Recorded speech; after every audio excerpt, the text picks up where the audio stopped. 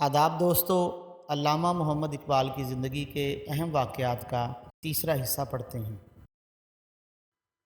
1910 میں باقاعدہ اپنا روزنامچہ قلم بند کرنا شروع کیا، جو بعد ازاں سٹرے ریفلیکشنز کے نام سے شائع ہوا اور اس کے اردو میں بھی تراجم کیے گئے۔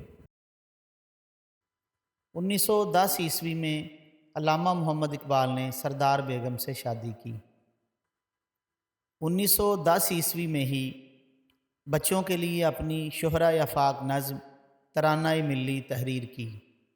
1911 میں انجمن ہدایت اسلام لاہور کے سالانہ اجلاس میں اپنی مشہور زمانہ نظم شکوہ پڑھی۔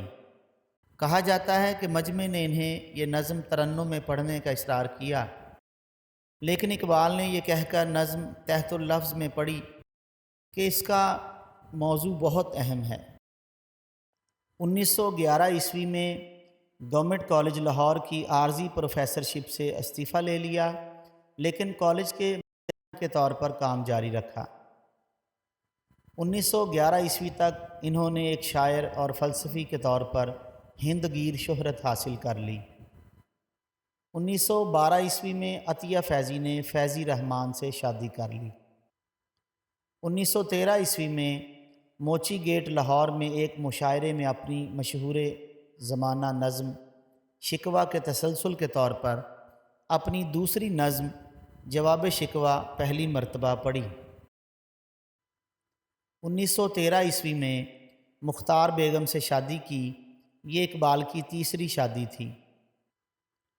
1915 میں علامہ محمد اقبال کی کتاب اسرار خودی شائع ہوئی۔ 1916 میں اقبال کی شریک حیات کریم بی بی نے الگ رہنے کا فیصلہ کیا، البتہ ان کے اخراجات پھر بھی اقبال ہی کے ذمہ تھے۔ دوستو، بقیہ معلومات ویڈیو کے چوتھے حصے میں ملاحظہ فرمائیں۔ بہت شکریہ، والسلام۔